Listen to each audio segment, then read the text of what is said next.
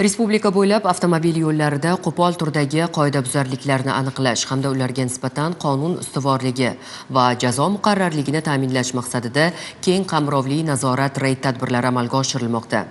Ayniqsa, voyaga yetmaganlar tomonidan sodir etilib, ijtimoiy tarmoqlarda targ'ib qilinayotgan holatlar yuzasidan doimiy monitoring olib borilmoqda.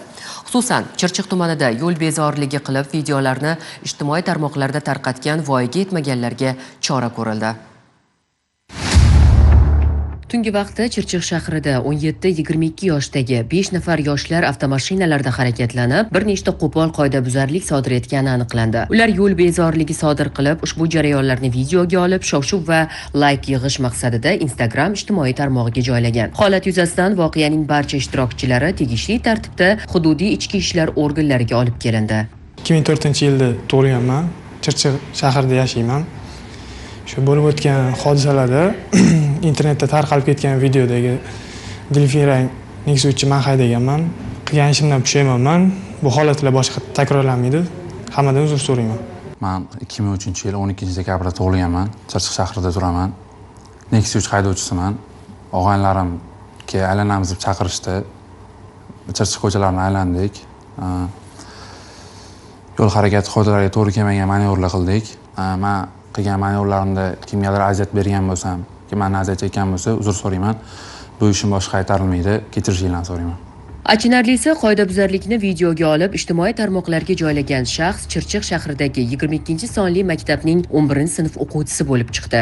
Chirchiqliklar, yaxshimisizlar? Mana bugungi sxodka. Va Chirchiq, Xen Chirchiq и Uber. 17 yoshdaman, Chirchiq shahar 22-maktabda o'qiyman. O'sha tarqalgan videoda men gapirib chiqqanman. Bunaqa videolar olmanglar qaytib, to'g'ri yuravringlar. Shu qilgan ishim noto'g'ri, boshqalarga ham tavsiya qilmayman.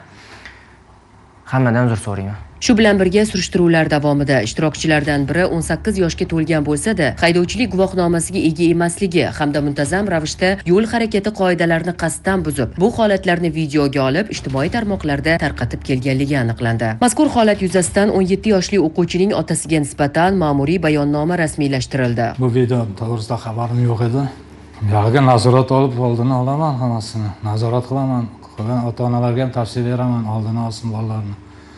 Nima qilib yurgan ishini bilib, oldini olib berishsin. Qoidabuzarliklar aks etgan videolar ijtimoiy tarmoqdan o'chirilib, videoda ko'ringan avtomashinalar vaqtincha saqlash uchun jarima maydoniga joylashtirildi. Shuningdek, transport vositalarini boshqargan 4 nafar shaxsning harakatlariga huquqiy baho berish uchun to'plangan hujjatlar sud organlariga yuborildi.